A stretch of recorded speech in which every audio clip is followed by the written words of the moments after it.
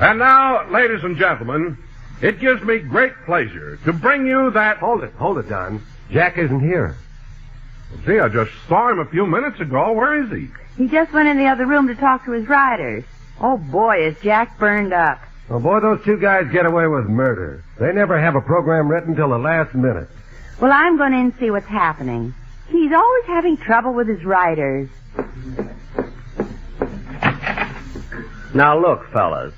If I told you once, I told you 1,000 times. You've got to have the program written before we go on the air. Every week we just barely make it. Now today, look what happened. No script at all. Well, we were stuck this week. Yeah, we didn't have no inspiration. Oh, you didn't. Don't yell at me. I'll fly to pieces. I'm not yelling. I'm just asking you to work. That's all. You're working for me. I'm paying you to work. And that's another thing. We want more dough. Well, you certainly picked the right time to ask me. You're getting plenty now. Why do you want more money? We want to get a room tonight.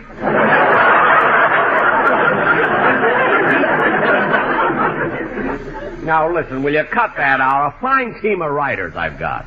I've been looking for you all week. Where were you? Palm. Franks. You're not supposed to be in Palm Springs. You're supposed to be here with me. Come on, Jack. We're waiting for you. Mary, I'll be there in a minute.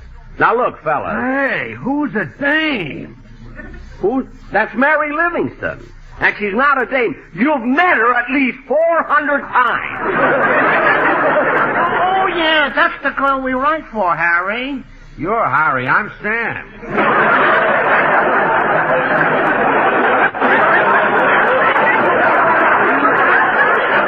And I'm Jack Benny. I'm glad to know you.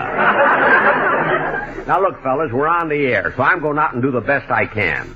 Meanwhile, you stay right here and prepare some kind of a play for us. Yeah, okay. Hey, how about a murder mystery?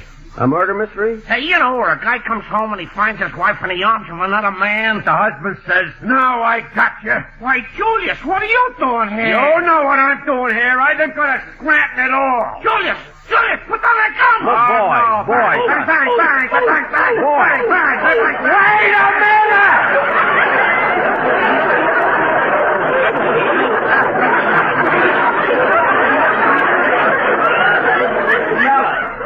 That'll be fine. Write it up. Write anything. Just so we can have a program. Now bring it in as soon as possible. Okay. Give me the pencil, Harry. Well, you got it, Sam. I gave it to you yesterday. No, I give it back to you. Yeah, but after that, I put it in your... Here, use my pencil.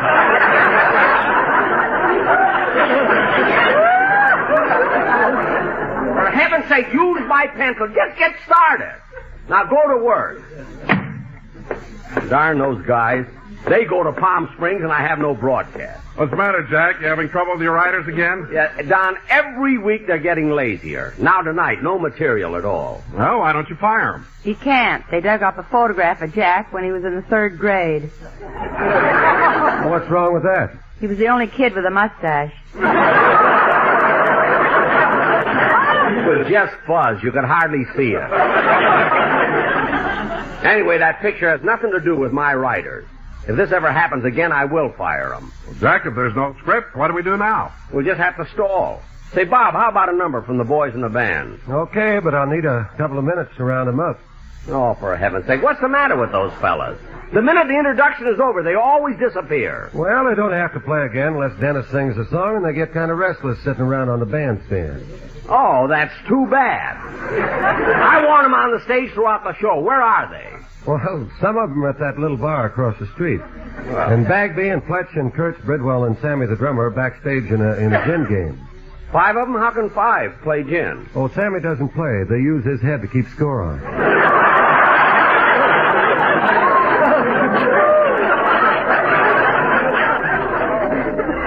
They use his head to keep score? Yeah, after a long game, it looks like he's got hair. Bob, I hate to be a spoil sport, but I wish you'd get the boys back on the stage. It is a shame, Bob. Look, Frankie Remley's the only one on the stand. That's right. And you know why? Because Frankie takes an interest in the show. He's the only one of the whole bunch who's loyal and dependable and always on the job. Well, I'll wake him up and tell him that. He's asleep? But his eyes are open. Oh, Jack, don't tell me that trick of his has you fooled, too. What trick? He's got pupils painted on his eyelids.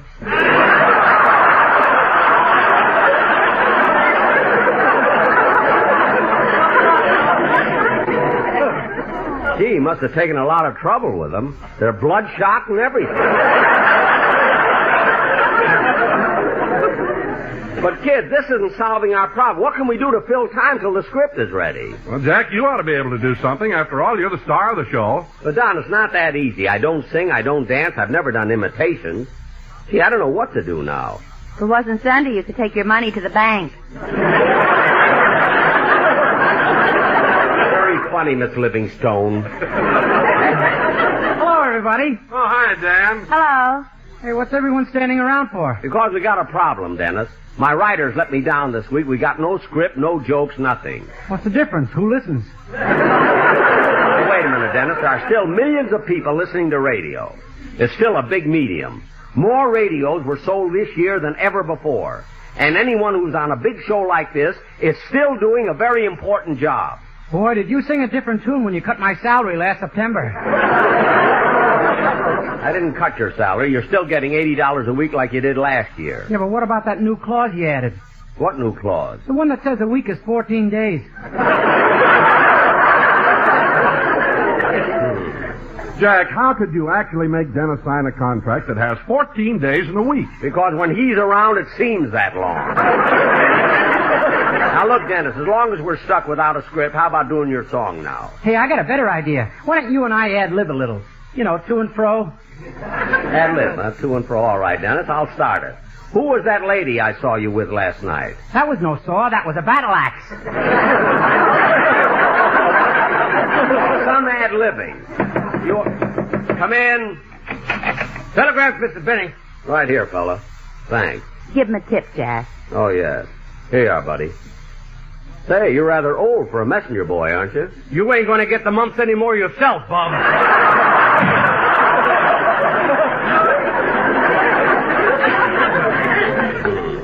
And I had to give him a 50-cent tip. You gave him a dime. I gave him a quarter. I know what I gave him. Wonder who this telegram's from. Oh, it's from Fred Allen. Gee, I haven't heard from him in a long time. Says, Dear Jack, have been listening to your show and have a suggestion that may help you fill remaining 20 minutes. Why not announce your retirement and let the audience take it from there?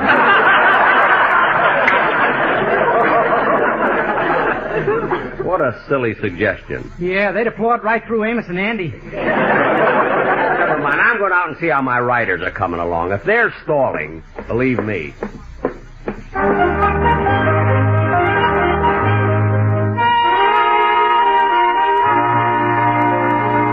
Look, fellas, I know it's a good title for a murder mystery, but where's the play? Well, we got a lot of ideas, but we couldn't write them down. Why not? I gave you a pencil. Yeah, but there ain't no lead in it, say. Oh, there ain't no lead in it. Give me that pencil. Look, fellas, you turn this little knob here and out comes the lead. It's an automatic pencil. Oh, yeah. Hey, look, Sam, you turn this knob and the lead comes out. Hey, that's good. Let me turn it. No, I want to turn it. Come on, just one. I've turned it already. Well, give me back the pencil. Here's a pen. You don't have to turn it or anything. Now, please write that mystery play, will you, fellas? Okay. Boy, if I ever get my hands on that picture, I'll fire 'em so fast they won't know what hit 'em. Well, Don, it'll be a few more minutes yet. What do we do? I don't know what to talk about. Well, you're such a great comedian. Why don't you ad-lib something? Well, you're right, I will. You know, folks, a funny thing happened to me on the way to the studio. A panhandler came over to me and asked me for a quarter. He said he hadn't had a bite in 2 weeks. So you bid him. So I... Larry, I'm supposed to do the ad-libbing. That's the oldest joke in the world. All right, all right. Say, Jack, as long as we're waiting for the script, how about the sportsman doing a number? The Sportsman Quartet, they have anything prepared? I'll ask him. Say, fellas, would you like to do your arrangement for Jack? Oh, swell. They said no. They did not! Now, go ahead, fellas. Hold it a second. Hello? Hello, Mr. Benny, this is Rochester.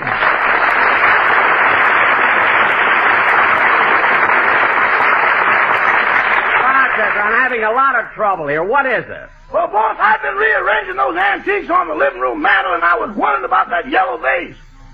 Oh, keep that in the middle, Rochester. I'm very proud of that vase. You are? Yeah, there are only 2 vases like that in the entire world.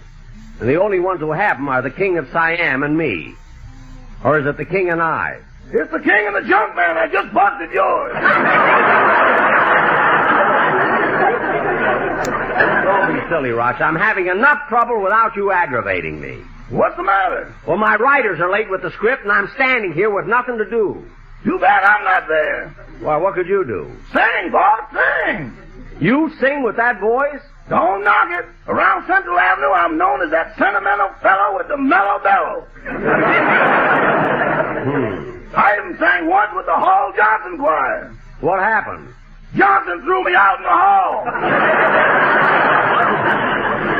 I thought so. Well, I'll talk to you later. So long, Rochester. Goodbye. Now, go ahead, Don. Have the sportsmen do their number. I'm going in the other room and see how Hemingway and Steinbeck are doing. Okay, hit it, fellas. Me, and my shadow. Me, and my shadow, Strolling down the avenue. me, and my shadow, Not a soul to tell our troubles to. And when it's 12 o'clock, we climb the stairs. We never knock, for nobody's there. just me, and my shadow, All alone and feeling blue. me, Just you and me. and my love. I'm proud that I'm a lucky from old Kentucky. Strolling down the avenue, Wherever you go, that's where I glow. me, And me. and my love. LF-MFT. It's the friend I tell my troubles to. I'll turn your troubles into smoke The rings. favorite Cigarette, wherever you go, is Lucky Strike. It's toasted, you know. For me, and my shadow. there is just one smoke we like. Better taking Lucky Strike.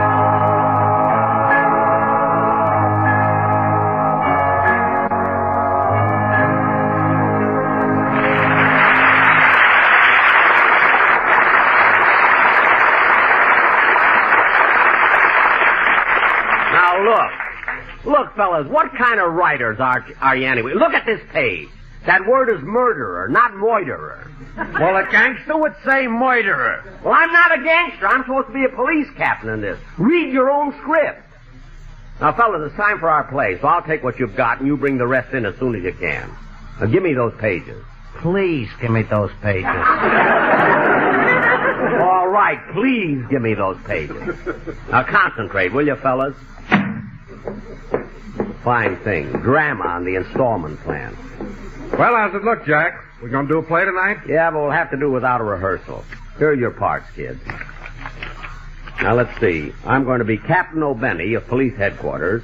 And Dennis, you'll be my assistant, Sergeant O'Day. Oh, thanks. Oh, welcome. Now, Mary, you're going to be the widow, Mrs. J. Malcolm Smith. The widow? Yes. Your husband has been killed, leaving you $3 million, an estate in Santa Barbara, and a yacht. And you're all broken up. Why? Does the yacht leak? No, you loved your husband. Now, let's see. Oh, Bob, you'll be the family chauffeur, and Don, you're going to be the bugler. Bugler? No, they must mean butler. Some writer. Boy, what writers I've got. You're the butler, Don. Well, so much for casting.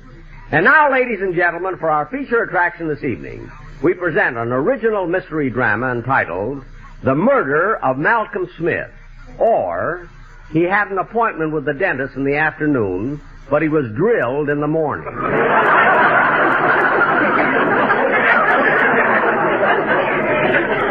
Well, say, it's not such a bad title. I think I'll get the boys a room tonight. Well, let's go, fellas. The opening scene is the office of Detective Captain O'Benny at police headquarters. Curtain. Music.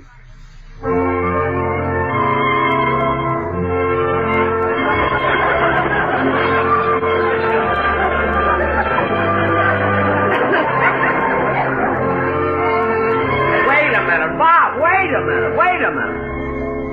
Is this the theme music for a murder mystery? Mighty Like a Rose? Well, that's what your writers gave me. Maybe that's the name of the murderer. Who, Rose? No, Mighty. Quiet. Well, okay, Bob. Play what they gave you. Start it again, will you?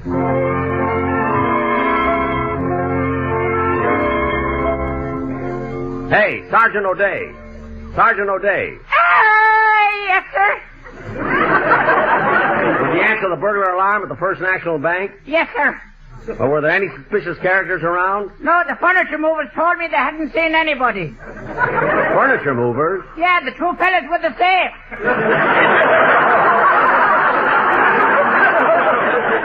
Those were the burglars. What's the matter with you, anyway? I'll take it. Hello, police headquarters. Hello, this is Mrs. J. Malcolm Smith talking. Yes? My husband, J. Malcolm Smith, wealthy stockbroker of New York, Palm Beach, and Miami, heir to the millions left by his father, has been killed. That's shocking news, Mrs. Smith. Are you sure your husband is dead? Definitely.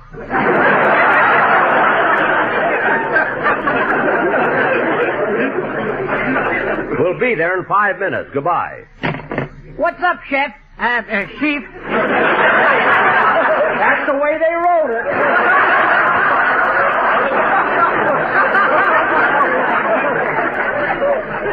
J. Malcolm Stock, the Smith broker, has been murdered. They can't even type straight.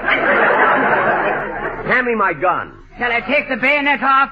Of course. I only use it to roast marshmallows. Also take that accent off. Now let's get going. This is an important case, Sergeant O'Day, and we're going to find the murderer of J. Malcolm Smith, or what? Or nothing. We're all out of script. Hey, fellas, hurry up with the rest of this, will you? Play something, Bob.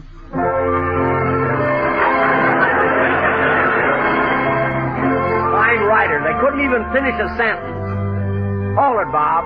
Here's a few more pages, Jack. Say, now go back and get to work. We got a union, you know. We're going out to eat. Not until you finish the script. Okay, Blue Eyes. Even my writers notice them.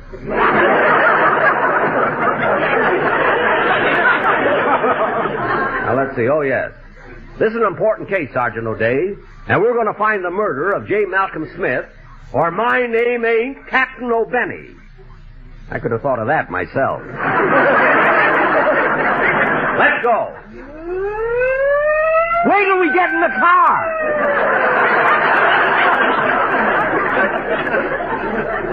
Stupid sound man. All right, get in, O'Day. I'll drive.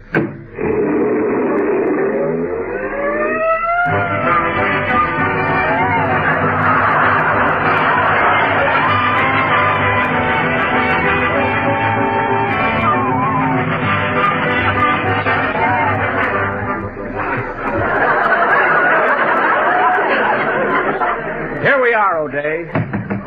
Come on, open the door. This is the police. Open up or we'll break it down. Come on, O'Day, let's smash that door.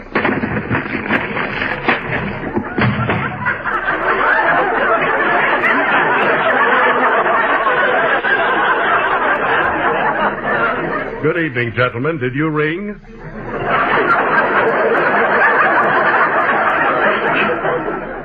Where's Mrs. Smith? In the library. Whom shall I announce? The king and the junk man. Oh, be quiet. Here she is now. Pardon me. Are you Mrs. J. Malcolm Smith? Yes, Captain. Tell me, what do you know about the murder of your husband? Well, we were sitting here in the library listening to the radio when all of a sudden I turned around and there was my husband on the floor with 5 bullet holes in him. You're lying. Here's a body, and he was only shot 1, 2, 3, 4 times. Now count 'em.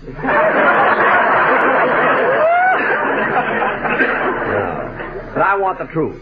You killed your husband, and I know why. You murdered your husband because... Oh, fine, we're stuck again. All right, Bob.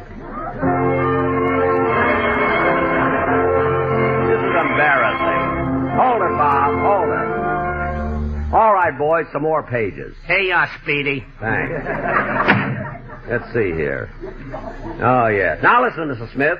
You murdered your husband because there's another man in the case. Now tell me, who's your lover? Who is he? Well, what's going on here? Hello, darling. Who are these men? They're detectives, darling. Aha, the other man. What's your name? My card, sir. Darling Crosby.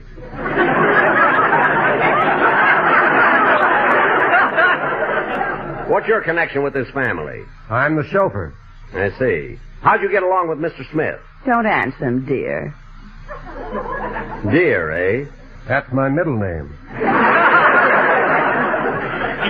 Are you taking everything down, Sergeant O'Day? Yeah, honey.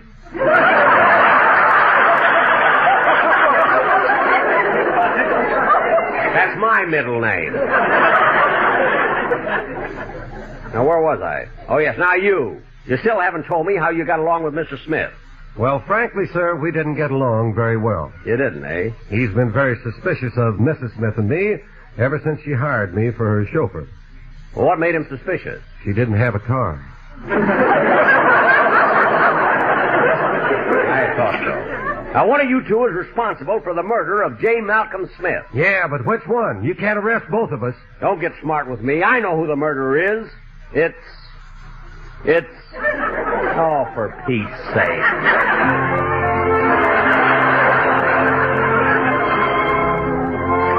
Hey, fellas! What do you want? What do I want? I want the finish of the play. I want to know who the murderer is. Oh, that's what we're arguing about. Arguing? Yeah, I say it's the dame. And I say it's got to be the chauffeur. But, fellas... Sam, how can you be so stupid? Look at the motives. The motives. The dame had all the motives. Motive. So you learned a new word. I still say it's the chauffeur. But if he didn't have any motive... keep out of there. That settles it. I'm going home.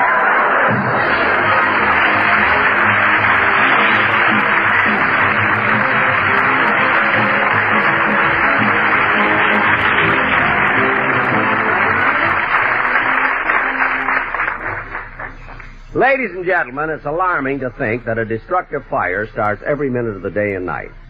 There's no end in sight for the terrible destruction caused by these fires unless we do something about it. Here's what you can do. Check all the electrical equipment in your home. Make certain it is safe. Don't smoke in bed. Be sure that every match, every cigarette is out before you retire for the night.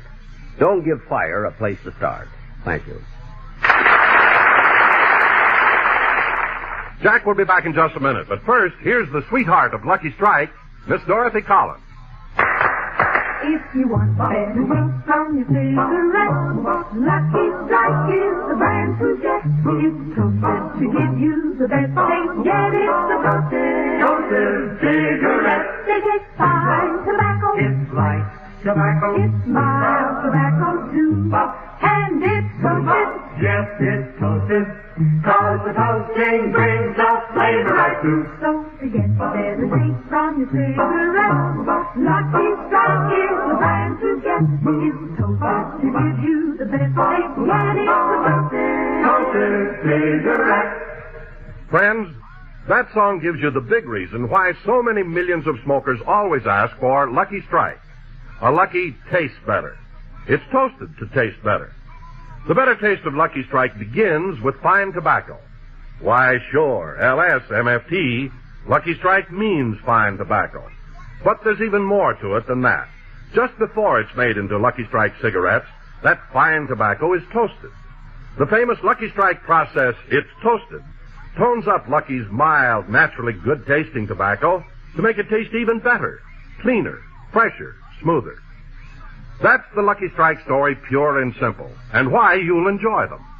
A Lucky tastes better because it's the cigarette of fine tobacco, and it's toasted to taste better. So get a carton of better-tasting Lucky Strike.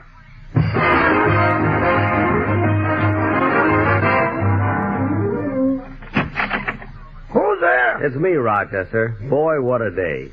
My writers didn't have a script for me. The show was crazy. All the orchestra could play was Mighty Like a Rose. And on top of all that, I tipped the telegraph boy a quarter, and he turned around and insulted me. I feel awful. Boss, look in the mirror. Huh? Look in the mirror. Well, I'll be darned. I've got the mumps. Good